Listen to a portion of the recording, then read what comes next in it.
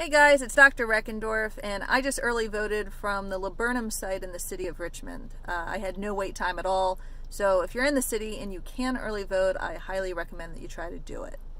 So why did I vote? I could give you a long list of partisan reasons, but I'm not supposed to do that.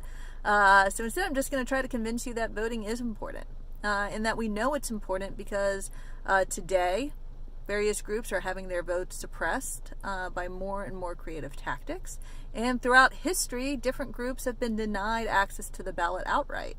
And if it wasn't important, people wouldn't try so hard to make it difficult. And fortunately, here in Virginia, it's actually gotten quite a bit easier, which means that we don't have an excuse not to vote.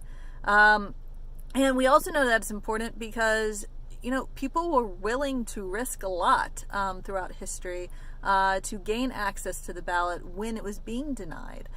People have been arrested. People lost their homes and their jobs. People were beaten and even lost their lives. And people don't do that when something is not important.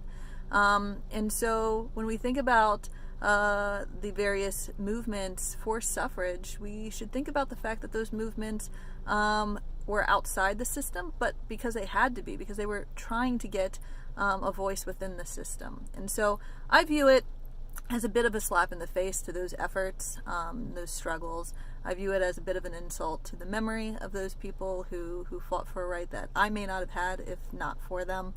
And I also view it as an insult to the people in my lives right now that I really genuinely care about, people that will have different opportunities and different realities depending on the outcome of this election. I know it's cool to say that the two parties are the same, but they're not.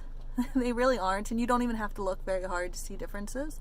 And just because the ballot doesn't list things like human dignity and basic rights and liberties, doesn't mean they're not on the ballot for all intents and purposes. And so for the people in my life that I love and that I care about, and for me, who will have a number of things impacted by the outcome of this election, I feel it's important to vote, and I view it as a moral imperative to vote. I don't want to let those people down, and I don't want to let down myself.